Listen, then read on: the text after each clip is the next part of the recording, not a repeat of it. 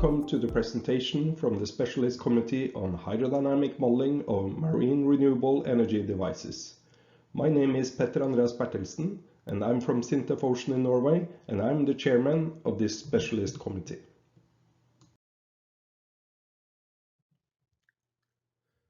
Other members of this committee include Dr. Maurizio Colli from University of Strathclyde, UK, Professor Hong-Gu Shin from University of Ulsan, South Korea, Professor Ye Li from Shanghai Jiatong University in China, Dr. Will Batten from Kinetic in the UK, Mr. Bill Straka from Pennsylvania State University in the US, Dr. Giuseppina Collicchio from CNR in Italy, Dr. Kyung Hong from CRISO in South Korea, Dr. Shanrock Nader from AMC in Australia, and finally Dr. Sylvain Baudet from Nantes in France.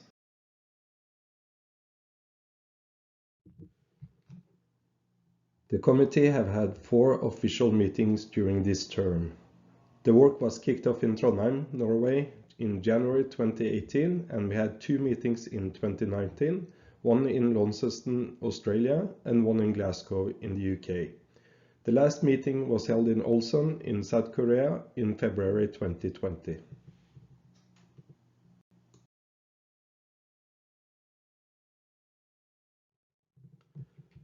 The committee's main task has been related to the guideline development and reporting on state-of-the-art on marine renewable energy devices.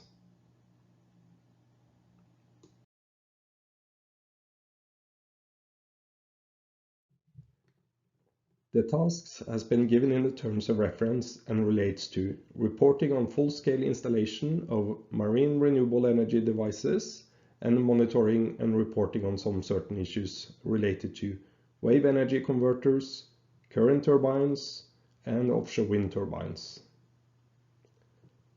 The list of terms of reference is summarized in this table and addressed in the committee's final report.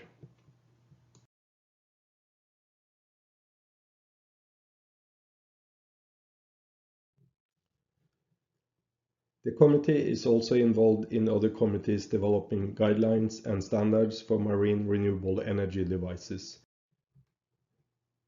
In particular, members have been involved in the development of TC88 on wind turbines and TC114 on marine energy in the International Electrotechnical Commission. And members have also been involved in the development of the DNV recommended practice on coupled analysis of floating wind turbines.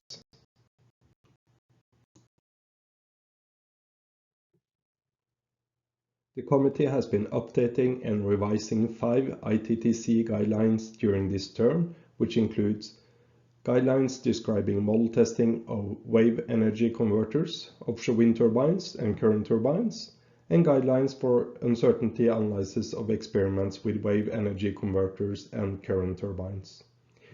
In addition, the committee has developed 2 new guidelines during this term, one on uncertainty analysis for model testing of offshore wind turbines, and one practical guidelines for numerical modeling of wave energy converters.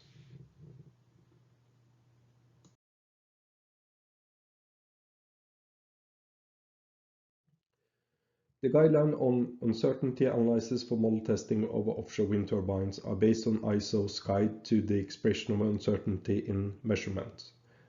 The purpose is to provide guidance on the application of uncertainty analysis of the model scale testing of offshore wind turbines.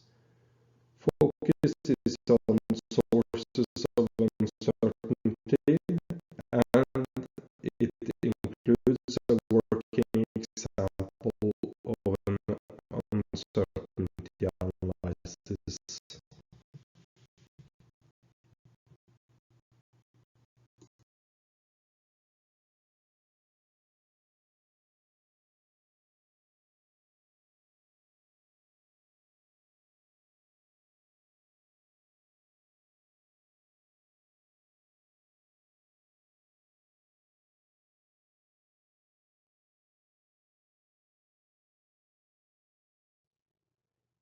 The purpose of the practical guideline for numerical modeling of wave energy converters is to provide a methodology to assess the fidelity of numerical simulations for wave energy converters at different stages of development.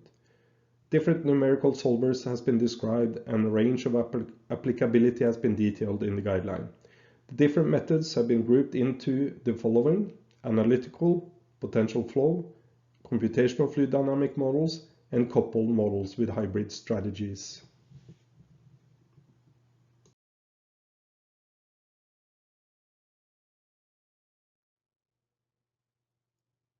One of the terms of reference includes reporting on full-scale installation of marine renewable energy devices. This table lists deployed or planned projects of wave energy converters from 2017 to 2020. Information includes type of technology, rated power, developer, and development status. Not all of those projects are full-scale since the industry are still mostly at demonstration stage. Furthermore, there is very little data and information available on these tests, as well as virtually no information about installation issues and survivability. The industry is still at early stage with very few commercial products, meaning that they are still heavily relying on investment and grant funds, and any issues or data obtained are therefore used sensitively and not published.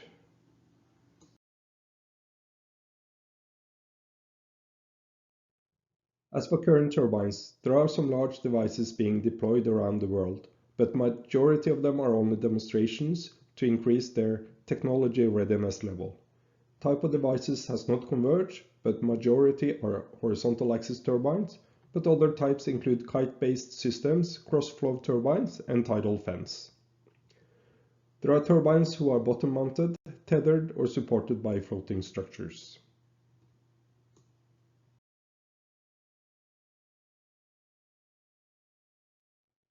Between 2010 and 2019, there were nearly 60 current turbine devices deployed around Europe with a total of 27.7 MW rated power, by which 10.4 MW are still in production in 2019. As for the survivability, some of the issues include structural and manufacturing issues of rotor blades, financial problems, installations when it comes to both towing and complexity with seabed conditions, and also environmental factors such as turbulence and unsteadiness.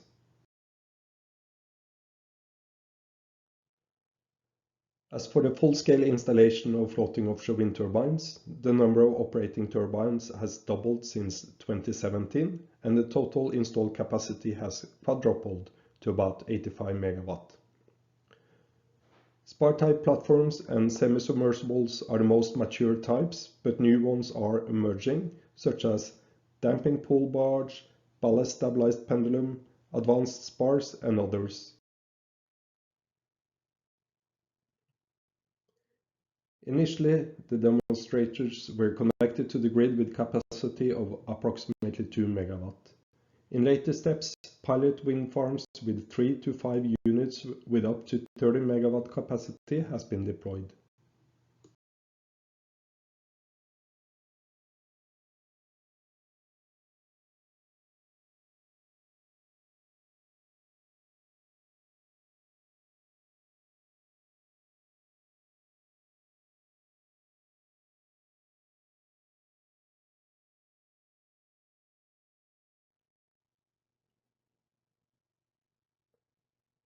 Today, there are 2 operating floating wind farms with 25 to 30 MW capacity each.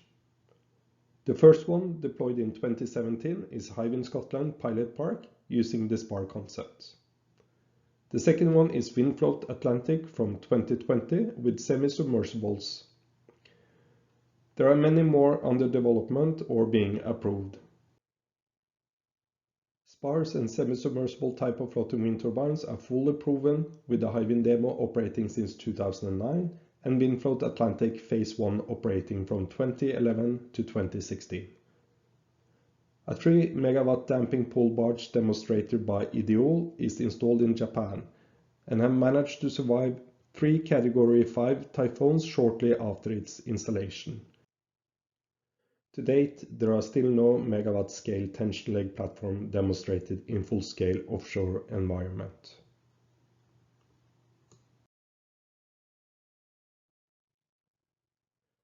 The committee has also been responsible to collect information about available benchmark data for marine renewable energy devices. As for the wave energy converters, the databases are very few and relatively new. Numerical and experimental test cases has been devised by the International Energy Agency Ocean Energy Systems Group in Task 10, Wave Energy Converters Modeling, Verification and Validation.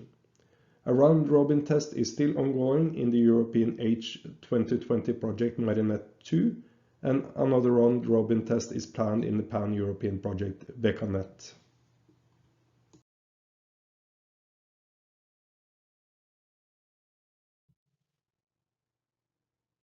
As for the current turbines, only a few publicly accessible databases exist. US Department of Energy reference model projects provide most complete databases to date, including reference data for single horizontal axis turbines and dual rotor horizontal axis and cross-flow turbines.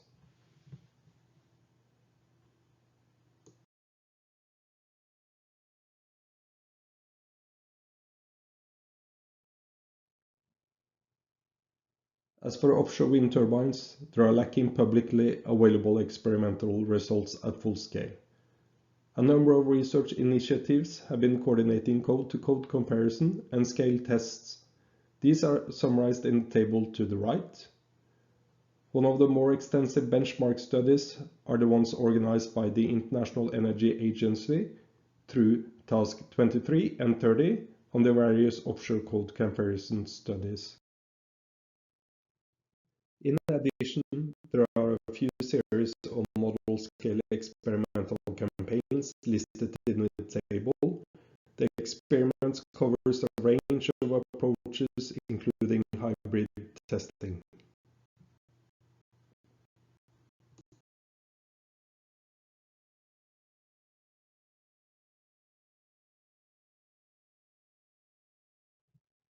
The WEC PTO modeling is still far from a standardization, mainly because of the diversity of the wave energy systems. The difference in PTO simulation results can be significant depending on modeling methods. Recent studies on PTO systems includes the nonlinear, unsteady and viscous properties of the PTO components, which are critical for the accurate performance evaluation. A series of benchmark tests to compare the numerical tools for hydrodynamic modeling of PTOs have been carried out by IAA Ocean Energy System Group since 2016, which included comparison of experiments and numerical simulations where different numerical approaches were considered, such as frequency versus time domain analysis, incompressible versus compressible flow, and potential versus CFD simulations.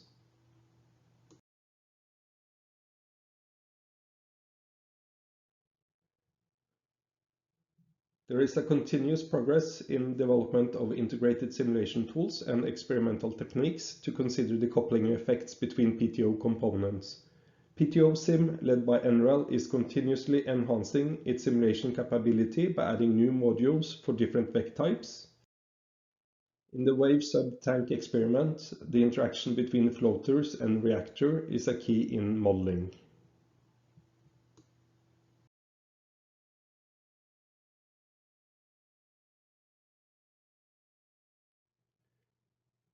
When it comes to the survivability of the wave energy converters, it is worth noting there are still a lot of unknowns related to survivability for WECs.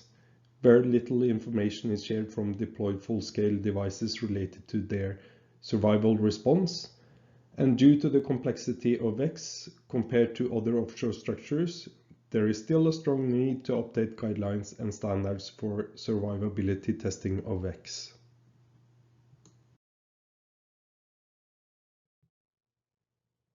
To date, much of the data and design geometries for marine renewable devices, include current or tidal turbines, have been considered proprietary or not readily available in the public domain. More recently, for current turbines, a few experimental programs have been conducted for the purpose of validation of CFD predictions or to evaluate the impact of different facilities on test results and turbine performance. The databases for some of these studies are currently or will soon be available online in the public domain.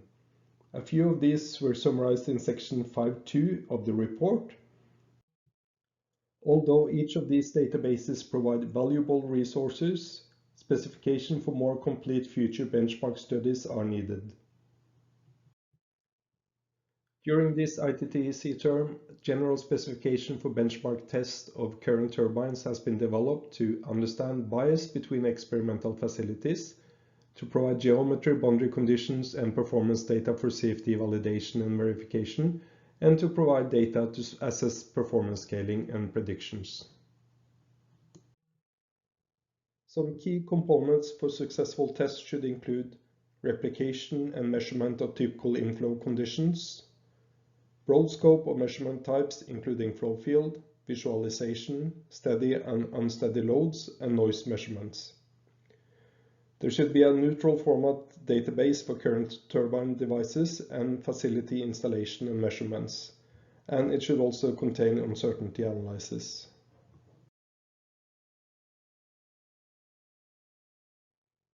Regarding the numerical simulations on turbine array, some researchers still focus on improving existing methods to tune the accuracy of the wake structure. But a good number starts to develop methods to study other aspects of array, such as free surface effects and control algorithm. It can be understood that the accuracy of the wake under free surface effect is in the same level of that of the traditional methods, while that of the control study is less.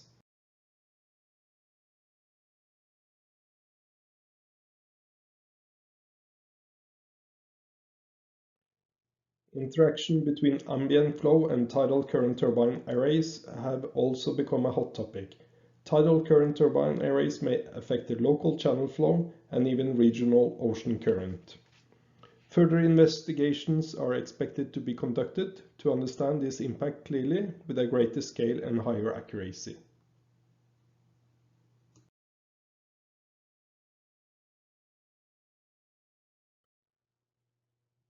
As for model testing of offshore wind turbines, the two main challenges are generation of a high-quality wind in a tank facility, incompatibility between fluid and Reynolds scaling. The advancement of testing technology has moved from using simple disk to mimic the mean thrust, to redesigning the blade profiles to behave similar to the prototype at low Reynolds numbers, and more recently by combining computer simulation with physical experiments using so-called hybrid testing. As for the latter, the wind turbine load modeling is replaced by numerical simulation and wind loads are transferred to the physical model through actuators. This way one avoids any issue with incompatibility of scaling laws or generation of high-quality wind in the tank facility, but the model relies on the accuracy of the simulation tool as well as any time delay caused by the simulation, data transfer, and the actuators.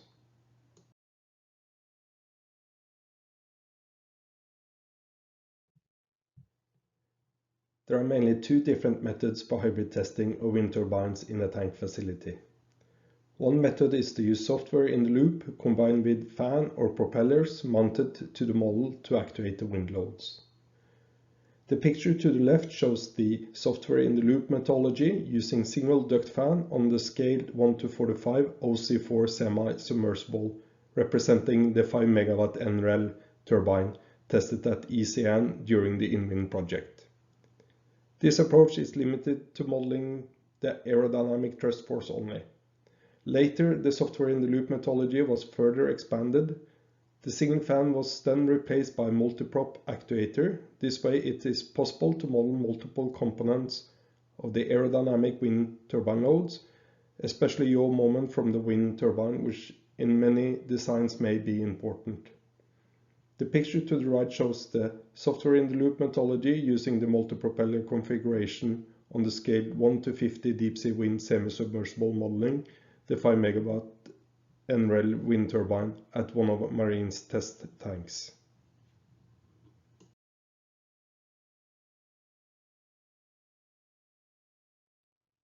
The second approach is to use cable-driven robots to apply the wind turbine loads on the model. Having multiple wires connected to the land-based actuators and a frame at the top of the model makes it possible to model multiple load components from the wind turbine. This was initially applied in a model test at MarineTech in 2015, where rotor loads from wind from one direction could be modeled. The method was later refined to handle wind from any direction, which also allows for sudden change of wind direction as part of the condition that can be tested. The illustrations show the layout of the wires and their connections to the frame mounted on the model. The picture to the right is taken from the Windmore test of a 12 MW semi-submersible floating wind turbine, where real-time hybrid model testing is applied.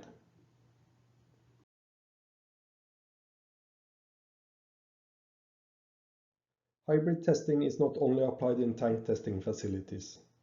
Here is one example of hybrid testing in a wind tunnel. In this case, the rotor is modeled physically, while the platform motion is simulated and applied to the model through the use of parallel kinematic robot.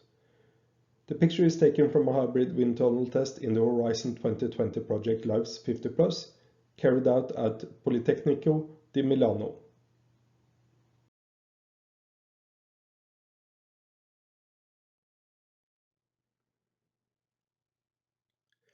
The committee has also reviewed existing regulations for offshore wind turbine design.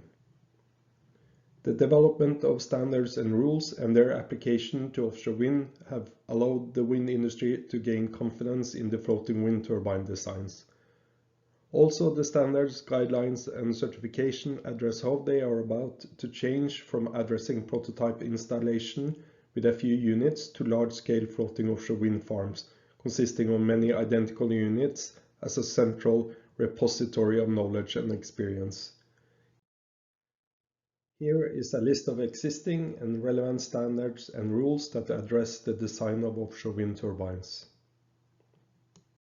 Utilizing the experience and lessons learned from certifying based on standards can make the floating offshore wind industry to know where the largest cost savings can be found and how standards and certification can be used to eliminate risk from the project while maintaining the same level of confidence.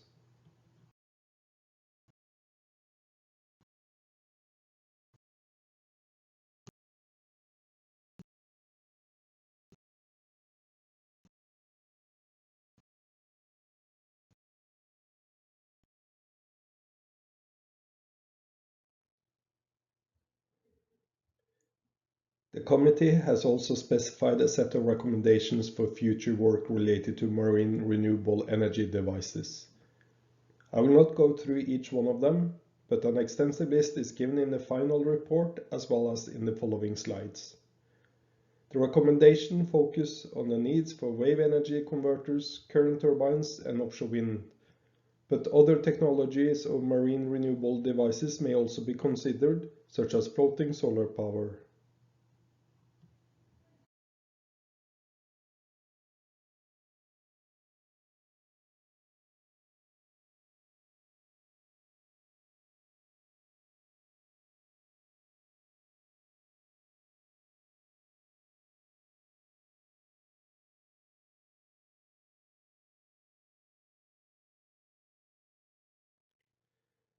The committee would also like to acknowledge the contribution from Maxime Tys at Sintef Ocean and Katarzyna Patriniak from University of Strathclyde for the support provided in writing up the report.